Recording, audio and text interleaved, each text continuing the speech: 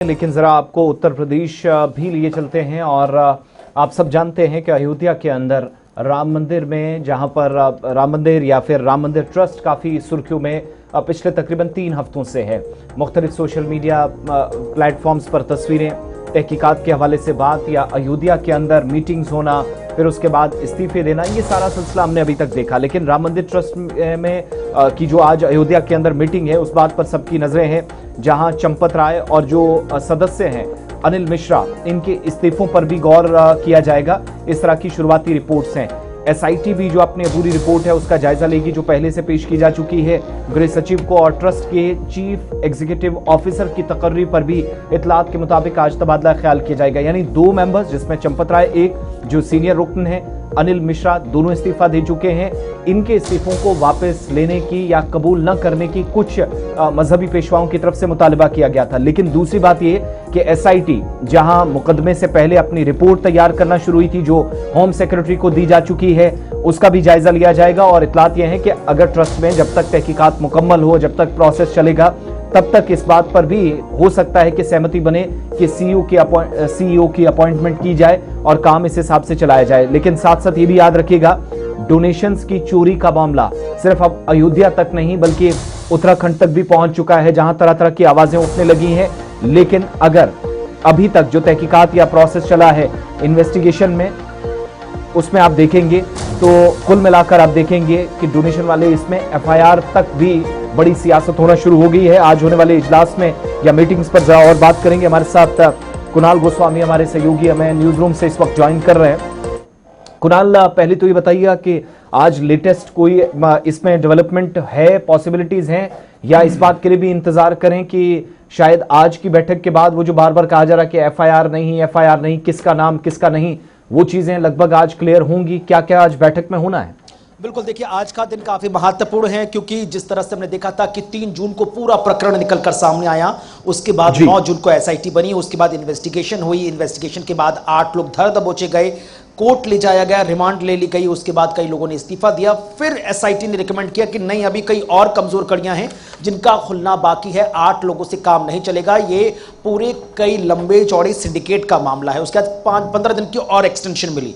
अब इतने पूरे घटनाक्रम के बाद आज काफी महत्वपूर्ण दिन है, क्योंकि ये पहली ट्रस्ट की महत्वपूर्ण बैठक होने जा रही है।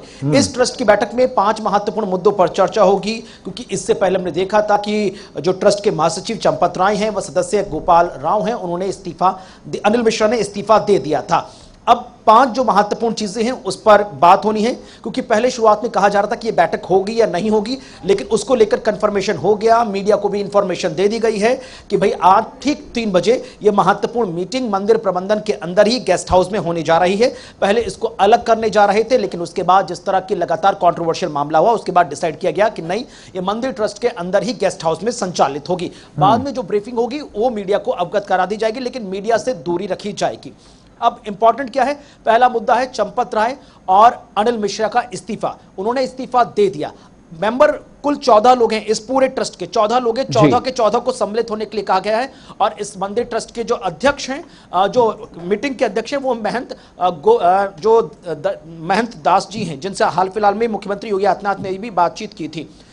इनसे यह बोला गया है कि आप 5 एजेंडों पर चर्चा कीजिए। पहला, चंपत राय और अनिल मिश्रा का इस्तीफा। इन्होंने इस्तीफा दिया। आधे मेंबर कह रहे हैं कि भाई एक एक बंदे का रिक्रूटमेंट कौन करेगा, किसकी पोजीशन क्या होगी, कौन आएगा कौन जाएगा, ये सब लोग देख रहे थे। चंपत देख रहे थे, अनिल मिश्रा देख रहे थे, लिहाजा इनका इस्तीफा लेना चाहिए, इस्तीफा स्वीकार कर लेना चाहिए। आधे लोग ये कह रहे हैं कि विपक्ष की राजनीति की वजह से इन्होंने नैतिकता के आधार पर इस्तीफा दे दिया, लिहाजा दबाव नहीं होना चाहिए, इनके इस्तीफे पर विचार कीजिए, उसके बाद आगे बढ़ना चाहिएगा। दूसरा होगा, एसआईटी की जो प्रारंभिक 15 दिन की रिपोर्ट है वो यहां पर रखी जाएगी, उस पर चर्चा की जाएगी कि क्या क्या लूप होल मंदिर ट्रस्ट प्रबंधन के अंदर निकलकर सामने है, जिस पर काम करने की जरूरत है। कई ऐसे लूप होल हैं जिसको मंदिर ट्रस्ट के जो तमाम 14 मेंबर हैं जो सिरे से खारिज कर रहे कि ये है ही नहीं, जो एसआईटी ने अपनी प्रारंभिक जांच में दे दिए हैं, लिहाजा उस पर भी बात होगी। तीसरा महत्वपूर्ण मुद्दा ये जो करोड़ों का घोटाला हुआ, आखिरकार उसके लिए असली जिम्मेदार है कौन?